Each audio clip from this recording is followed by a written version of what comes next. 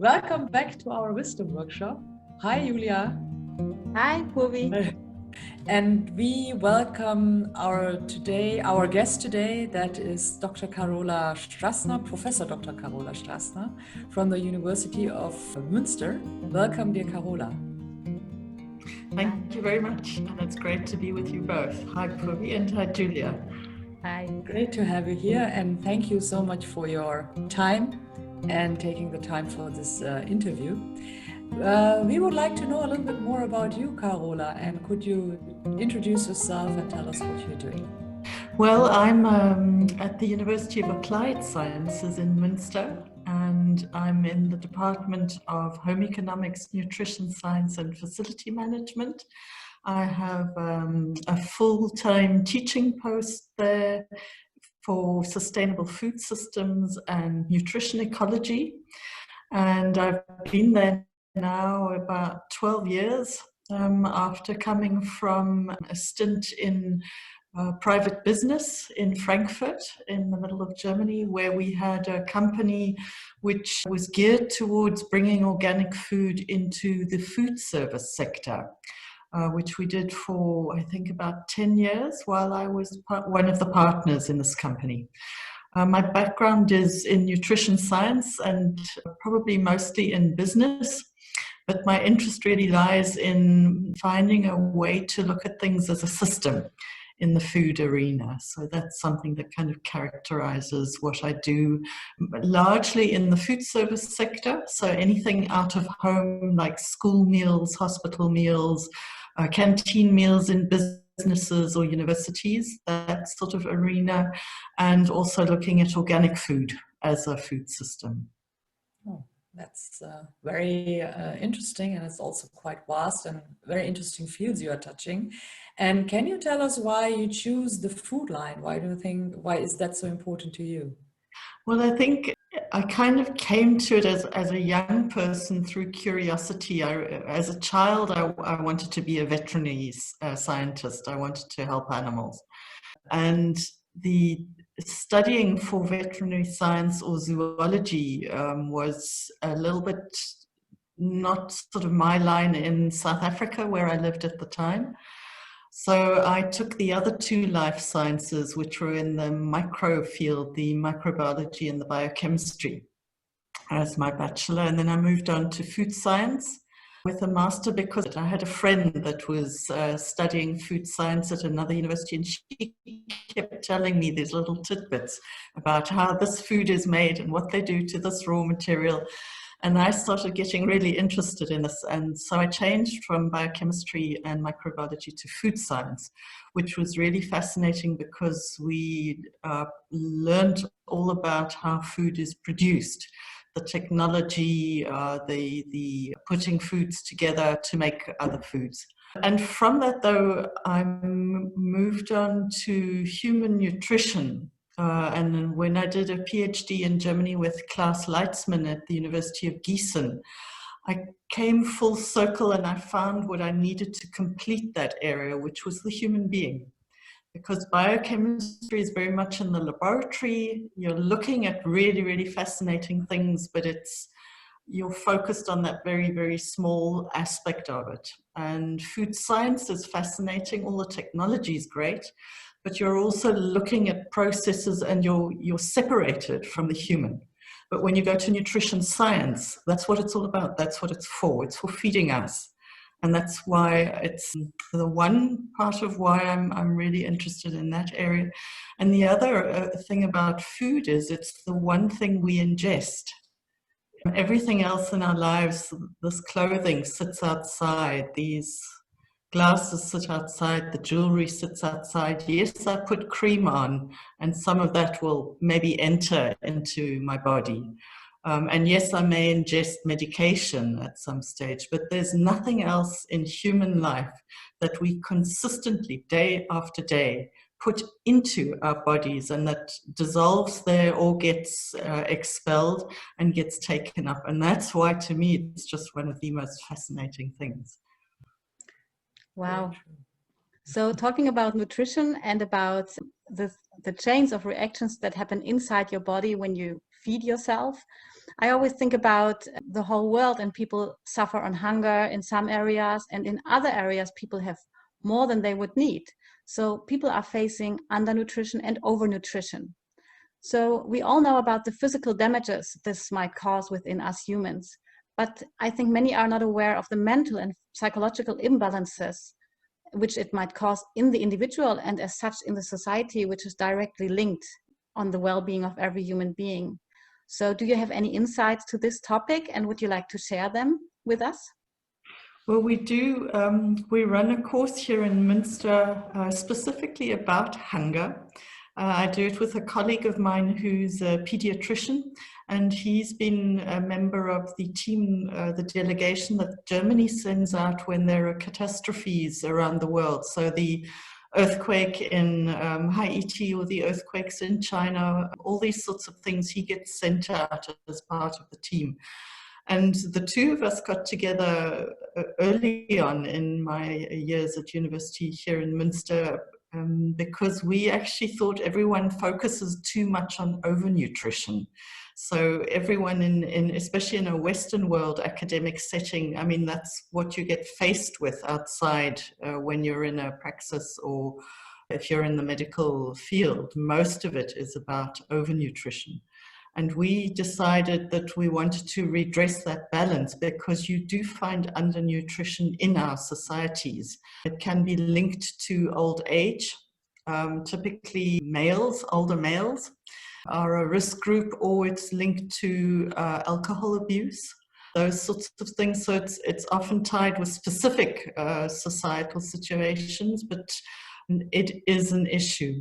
And it's also an issue in terms of certain food, dietary traits or something like that, where people will voluntarily go without a lot of food or eat very specific food, and they'll end up being having undernutrition.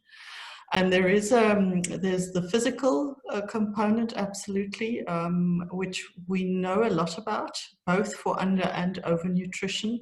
We know a lot about how these come about, what the consequences are. And for undernutrition, we speak about a healthy starvation and an unhealthy starvation. So the healthy one, the human body is actually incredibly capable of holding that for a considerable amount of time. And the problems really come when there's an unhealthy component. So if perhaps in your surrounding there's bad quality water or whatever the case may be, and that usually ends up contributing to the cause of death, but I digress.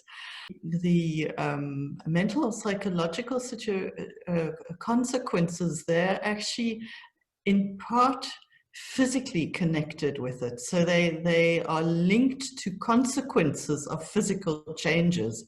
And it has to do with very simple things like an undernutrition in vitamins, in certain vitamins, like a vitamin D or something like that, where as a consequence you may have, in an extreme case, depression or some form of depression developing.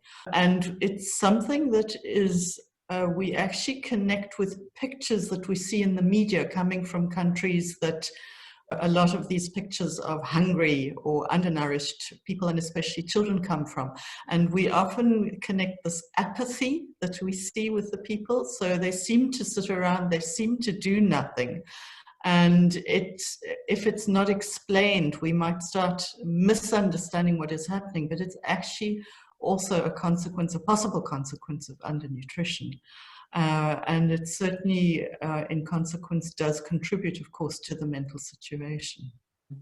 That's very interesting to see, and very nicely told how the interlinkages and how the connection of malnutrition, overnutrition, and so on is. What do our in the Western world, especially eating habits, tell about us, especially when we talk about processed food? Well, I think our eating habits in let's say in Germany or in Europe and in typical Western style dietary regimens, US, but a lot of the Anglo-Saxon world, and many other countries. I mean, it's changing in countries that we don't typically think of as following a Western diet, but even they are beginning to take on these characteristics. And I think one of the things that they say, that what I see says to me about us and our food, is that we don't have time for it. We don't take time for it. It's something that's regaled to almost like brushing teeth. It's something we know we have to do to keep a good body going, but we don't want to make an effort with it, or we think of it's been demoted in value. So we try and make things as convenient as possible around food, which means we either delegate, we delegate the growing of our food out to other people. We delegate the processing of our food, the making of our food, the distribution of the food, the packaging of it, and all we do is we go and we buy it. And we buy it either as a product in a shop, or we buy a ready meal. So we have very, very little, most of us have in an ordinary typical surrounding have very, very little to do with it. And if you look at the change in, I think one of the things that also underlines this is if you look at what percentage of our income we pay for food in the so-called developed countries, it's plus minus 10%. So it's a very, very small amount. To me, it's kind of indicative of the value. It's a real, but also a metaphorical indication of the value we give food. But that is, of course, speaking for the on average situation.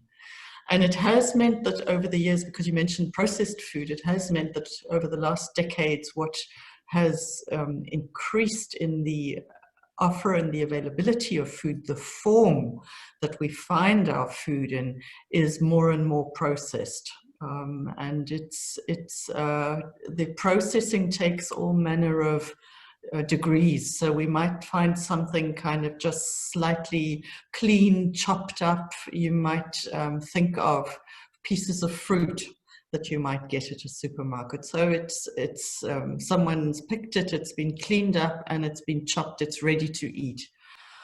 But it hasn't been changed in any other way. But you can go along the gradient or the grade all the way to processing something where there's a ready-to-eat meal. Everything's been added to it, it's already been pre-cooked, it's been mixed, it's been changed, and there's all sorts of things together.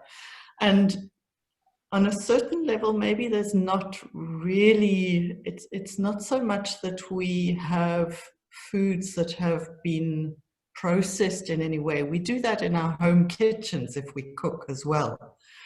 But it's the system that takes place in, because the harvesting of the raw materials, the preparing the raw materials to be able to be used as ingredients within a recipe within an industrial setting, means it's happening possibly far away from us, certainly separated in both in space and in time.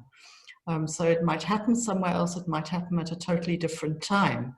And we're not always aware of that when we then buy it in a supermarket. We don't know exactly where and exactly when it's been produced. But in order for it to be available to us in that place where we get it over time, it needs to have certain additional things to, of course, conserve it over a longer time, to make it to be able to be transported in whatever way it gets transported.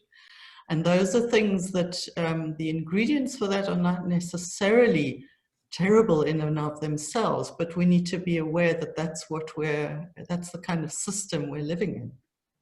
It's a very interesting perspective you offer us here, because I feel a little bit different, because we are so much concerned about what we eat, having all these food trends, like low carb, like vegan, like interval fasting and superfood.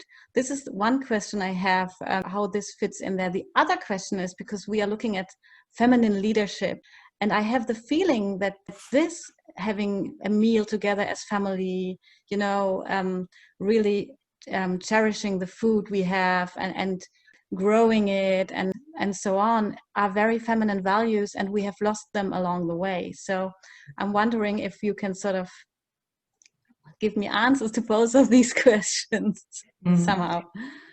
Well, I think food trends is actually also, to me, an indication of the role of food in our lives. We've moved as a society far beyond food as a physiological necessity. There's this Maslow's pyramid, the hierarchy of needs. And it's so nice because it seems so simple. We need the food to survive physically before anything else. But if you think about it, food answers needs on all those levels in that hierarchy. And it's the more we move into societies where we don't have to, on a daily basis, be the one looking for our food, making sure we've got enough of it, where we move into this overabundance of food in whatever form it is. It frees up that moving up the pyramid, and food becomes, with trends, I think food becomes this instrument for self-actualization, or for identities we like to craft around it, for joining communities that we want to do. I'm an organic person, I'm a superfood lover or something like that, and it helps us to, it's a vehicle. I think a lot of it is a vehicle for us to express ourselves in the ways we'd like to try out. Who am I? What do I want to be? Who do I want to be? That's sort of on the needs basis. But on the other hand, again, I think food trends are, especially the ones we see around avocados and superfoods and all these things, and, should I be eating this part of food or not, or avoiding it? I think it's only possible when there's such an overabundance. So it's a mark of a society that is incredibly rich and has a lot of food to spare, in a sense, because we can do something with it that either changes it to make it gluten-free, lactose-free, all these different things, free from things, or we can go out and get lots and lots of extra of a specific type of food, be it the chia or the avocados or the baobab or these things. So, and that's something I think we ought to be a lot more respectful of and grateful for and humble of, that we actually live in societies where we have achieved this level. So personally, I don't like to see individual foods being hyped in media, or things that have such changes as a consequence. I think we need to be far more aware of that. At the same time, I mean, I can understand why it's happening, because, that's free market, or that's market dynamics. Somebody sees, we can create a market for something. So we create a demand, we can fill it with a supply, but we don't bother about what all of that brings on either end of it. And the human body and the human being is really an astounding one if we look at the areas that humans around the globe have lived for centuries, and how they have managed to survive there on whatever that geography provided them with. Let's say until before the Second World War, or until industrialization really took a greater part of our societies over. People managed to survive in areas from the Arctic to the deserts.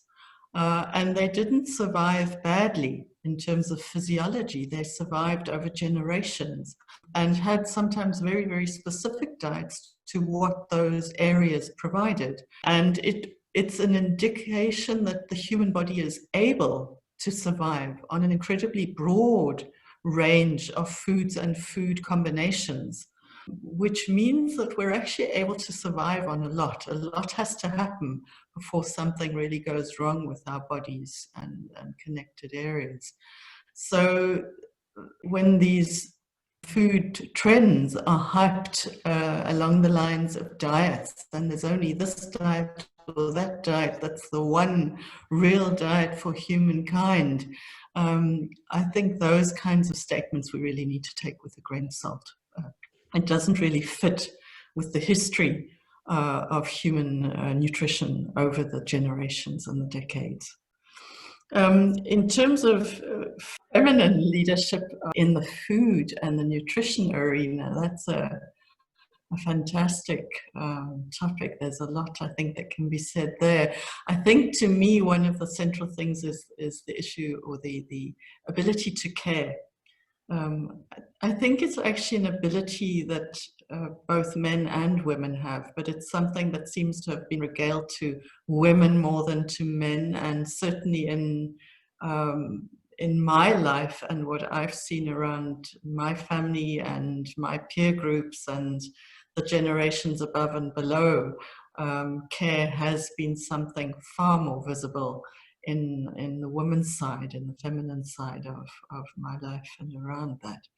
And I think it's something that, yes, I would agree. I think it's got lost to a certain degree in the food system. I think what we're seeing with the way we treat animals and plants and earth and soil is something that is lacking that care. And I think luckily there are alternatives that are readdressing that. But on the large scale, we're not bringing care into that, and we should be. And I think it may be something certainly that women could facilitate, could go ahead, could show the way.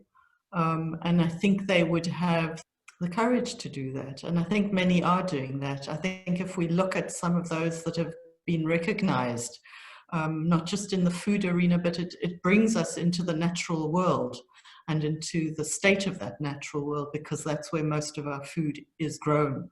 So people like Wangari Maathai in Kenya, or others who have been recognized, they are women figures that are showing us, they're holding up a mirror saying this is the situation and it's time we need to do something. Look at Vandana Shiva or others. There are many examples we could find. And they're standing up and saying, look, and showing how should we be doing it.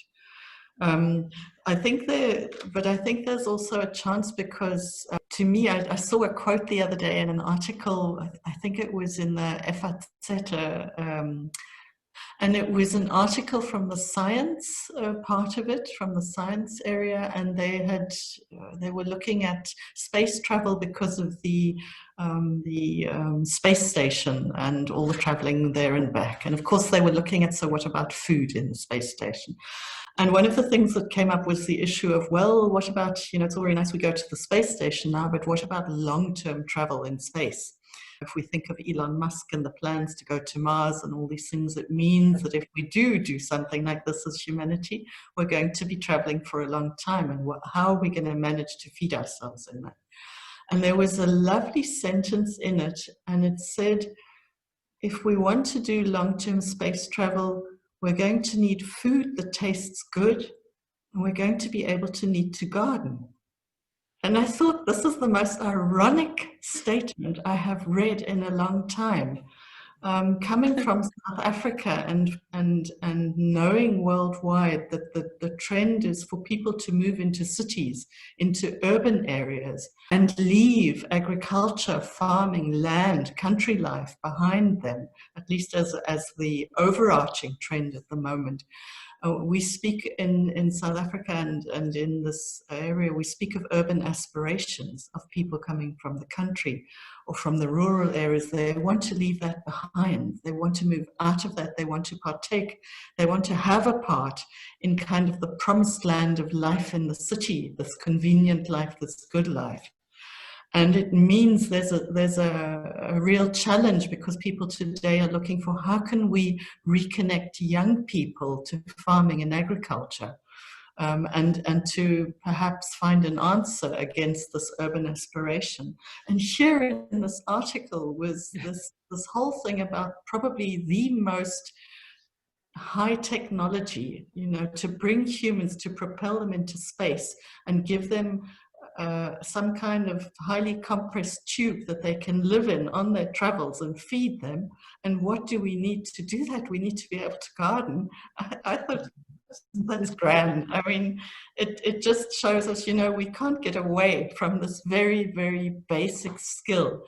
And that's something maybe we also need to bear in mind, that we need to relearn that. And maybe it's just part of the human condition, being able to look after ourselves and grow our own foods. And to do that, we need to take care.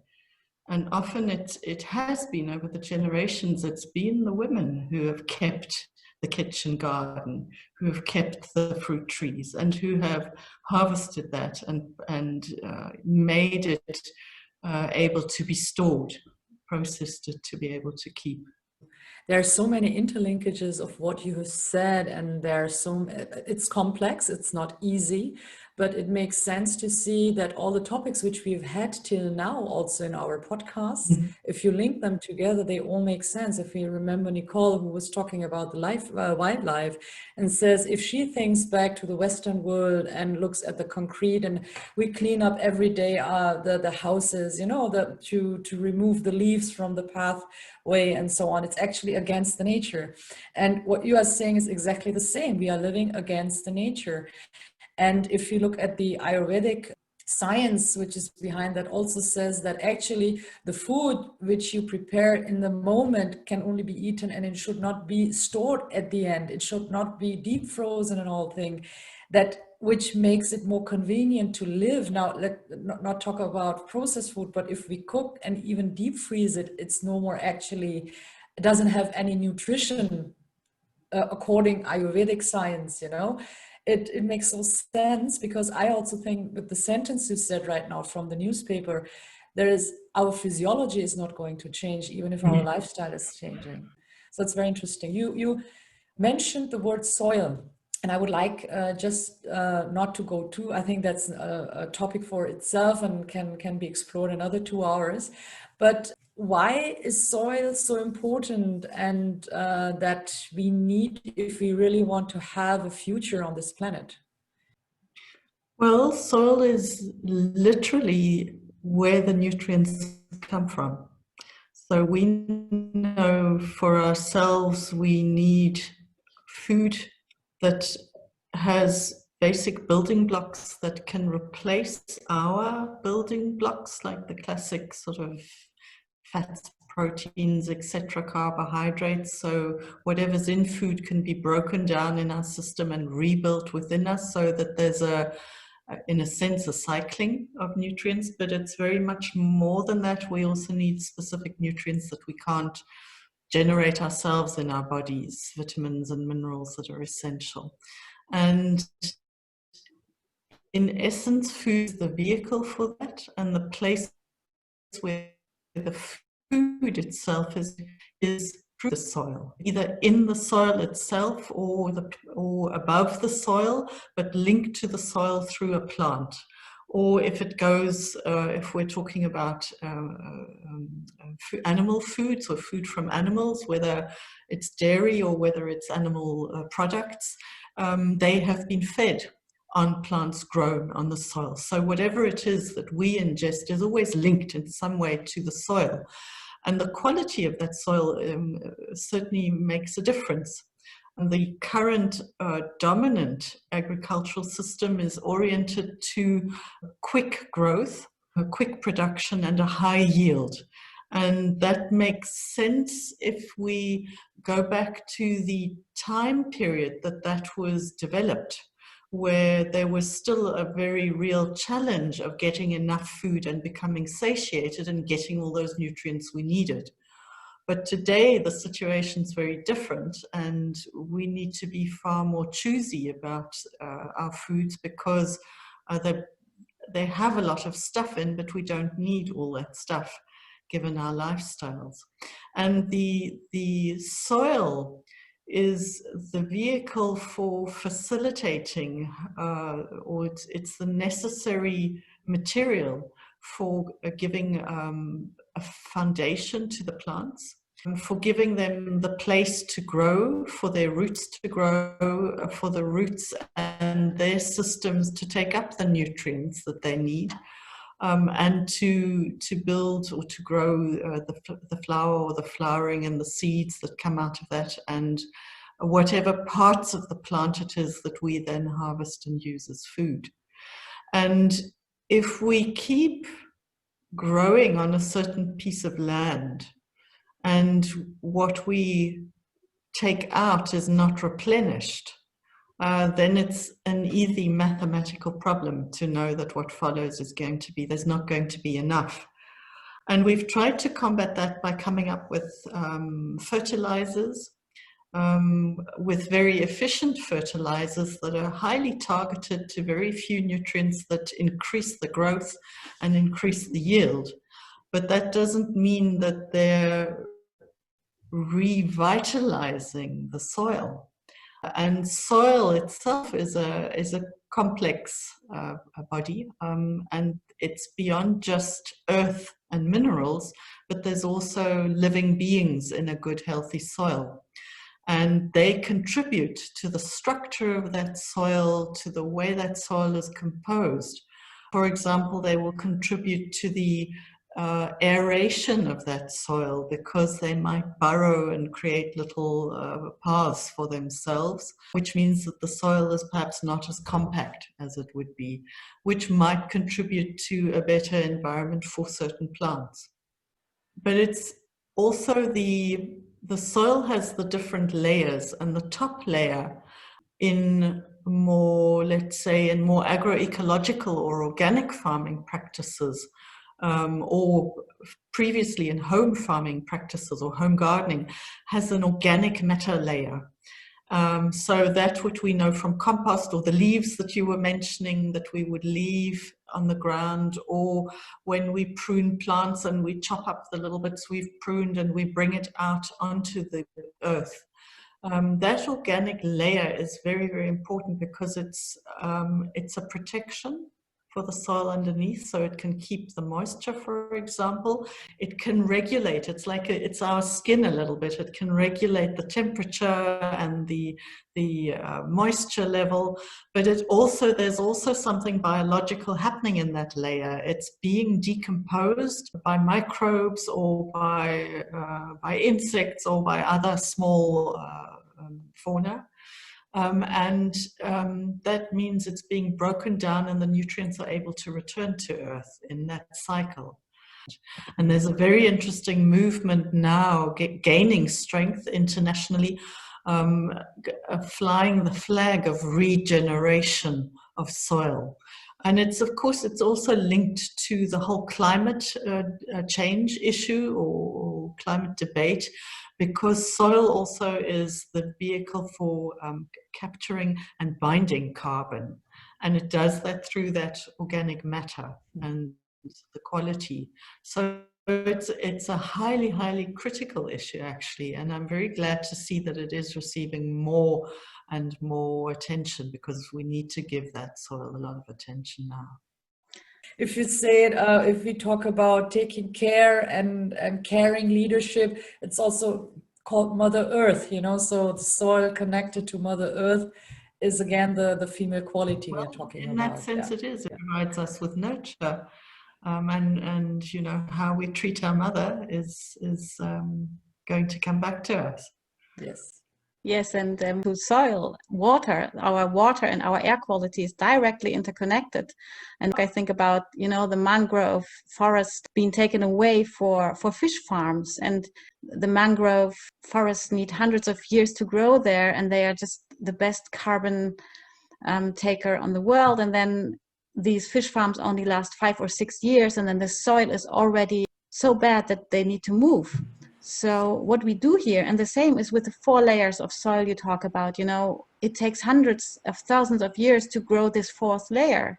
And if we take the first layer away because we build streets, or we, you know, we are creating such a mess. And it's beautifully explained by you. So we do not only need to look on water, we do not only need to look on air, we need to look on everything. And this is, yeah. Yeah, what you describe is that which is what fascinates me about it, or why I try to work on the system perspective, because it's in essence it's all connected. And if you pull at one end, not necessarily the next connected, but maybe two things connected down the line are going to change. And I think we've been, in the last few decades, the way we've run things has been very much on this linear step-to-step look, and it has its uses, sure, but I think we're entering a time now where that use is now limited, and we need to be much more aware of those connections in order to, when we decide to do something, to think about, so what will happen 2, 3, 5 steps further along this web, in this web. Yeah. There's I don't know if you know Douglas Adams' books, Hitchhiker's Guide, all these things. He also had a series about this detective, Dirk Gently's Holistic Detective Agency. And there's a lovely quote in there somewhere where he speaks to some woman who's meant to be a client of his or something, and he says, because she asks about why Holistic Detective Agency, I think it was, and he says, I believe in the fundamental interconnectedness of things. Mm-hmm. And it's a quote that I just think describes a food, especially a food system, it really connects everything for us. Yes, that's awesome. So we talk about it like everywhere, you see, even in books. And I think we need to really live these stories now. We need to embody them. Yeah. Well, I think there's the time is coming where we will certainly have to, what you mentioned about the mangrove forests being removed. And now I've seen recently other research where people are realizing, or at least they're starting to communicate the knowledge that we need these as protection for our coasts. And with the projections of how things may develop, well, yes, maybe we should be looking rather to protect ourselves than make a quick buck through a short-lived, highly industrialized fish farm. I think that is a wonderful closing and wonderful, right now the right moment to close the session. And thank you, dear Carola, for your time and your wonderful insight and very complex insight we got, and getting to understand the interconnectedness of everything, actually. And this is also what we would like to show, to pick up different topics, and these topics to zoom out and to zoom in. And I think, and when we zoom out, and that's something which I'm really looking for, maybe to bring everything together about what we spoke, and why is that so important to zoom in each and single point, and what does it have to do with also female leadership, and why is it needed? Yeah, so thank you so much for your time and your dedication for what we're doing. Also, thank you for that. Yes, I thank you too. I could listen to you for hours. Thank you, Prof. Thank you, Provi, and thank you, Julia, for giving me this platform and letting me elaborate on a few ideas. Thank you.